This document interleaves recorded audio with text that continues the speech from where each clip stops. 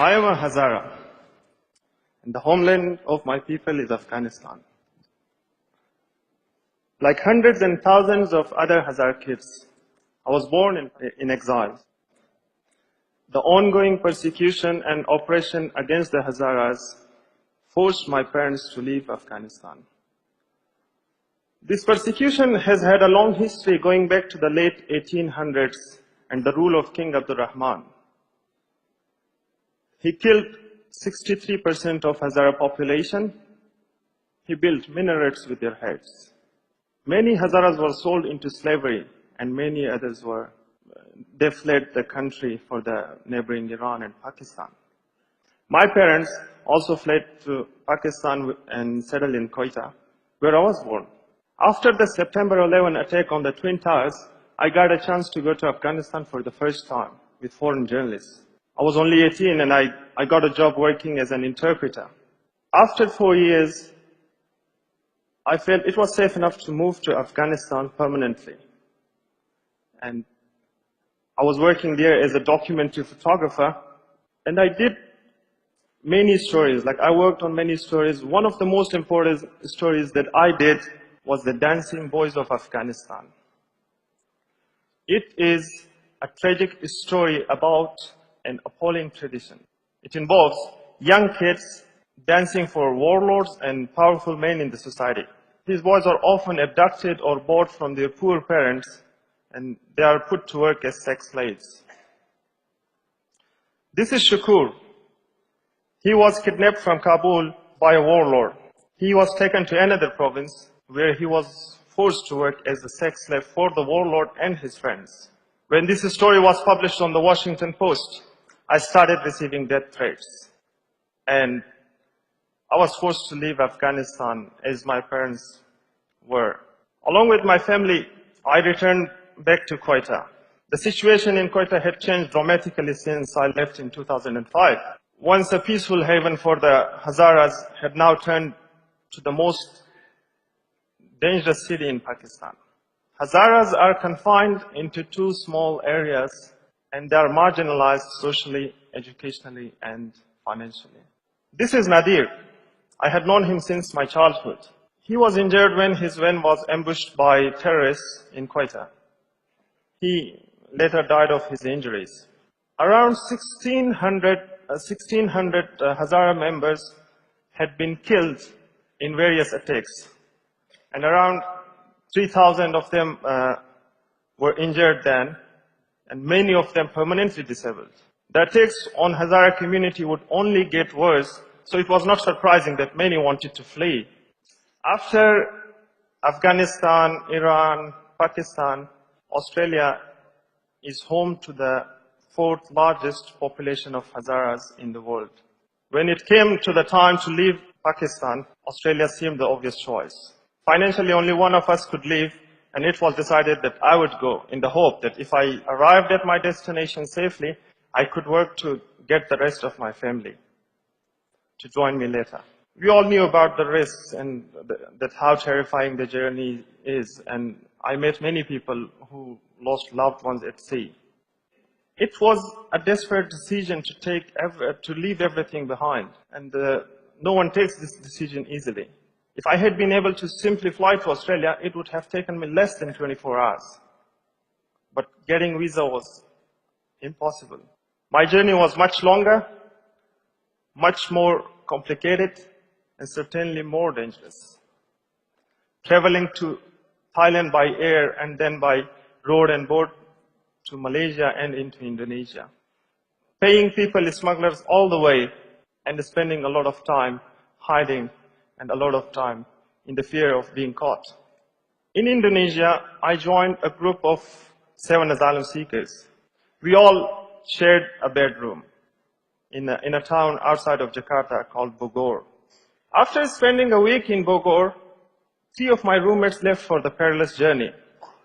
And we got the news 2 days later that a distress boat sank in the sea en route to Christmas Island. We found out that our 3 roommates, Nawroz, Jafar, and Shabir, were also among those. Only Jafar was rescued. Shabir and Nawroz were never seen again. It made me think, am I doing the right thing? I concluded I really had no other choice but to go on. A few weeks later, we got the call from the people smuggler to alert us that the boat is ready for us to commence our sea journey. Taken in the night towards the main vessel on a motorboat, and we boarded an old fishing boat that was already overloaded. There were 93 of us, and we were all below deck. No one was allowed up on the top. We all paid $6,000 each for this part of the trip. The first night and day went smoothly, but by the second night, the weather turned. Waves tossed the boat around and the timbers groaned. People below deck were crying, praying, recalling their loved ones. They were screaming. It was a terrible moment. It was like a scene from a doomsday, or maybe one of those scenes from those Hollywood movies that shows that everything is breaking apart and the world is just ending. It was happening to us in real. We didn't have any hope. Our boat was floating like a matchbox on the water without any control. The waves were much higher than our boat, and the water poured in faster than the motor pumps could take it out. We all lost hope, and we thought this is the end. We were watching our deaths, and I was documenting it. The captain told us that we are not going to make it. We have to turn back the boat. We went on the deck and turned our torches on and off to attract any attention of any passing boat. We kept trying to attract their attention by waving our life jackets and whistling. Eventually, we made it to a small island. Our boat crashing onto the rocks. I slipped into the water and destroyed my camera, whatever I documented. But luckily, the memory card survived. It was a thick forest. We all split it up into many groups as we argued over what to do next. We were all scared and confused. And after the night spending on the beach, we found a jetty and coconuts. We hailed a boat from a nearby resort and then were quickly handed over to Indonesian water police. At Sirang Detention Center, an immigration officer came and furtively strip searched us. He took our mobile, my $300 cash, our shoes that we should not be able to escape. But we kept we kept watching the guards, checking their movements, and around 4 a.m., when they sat around a fire, we removed 2 glass slates from an outside-facing window and slipped through.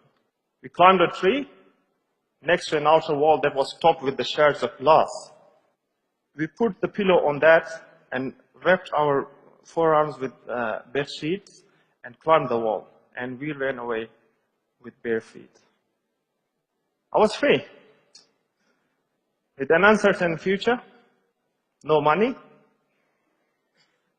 The only thing I had was the memory card with the pictures and footage. When my documentary was on-aired on SBS Dateline, many of my friends came to know about my situation and they tried to help me. They did not allow me to take any other boat to risk my life. I also decided to stay in Indonesia and process my case through UNHCR.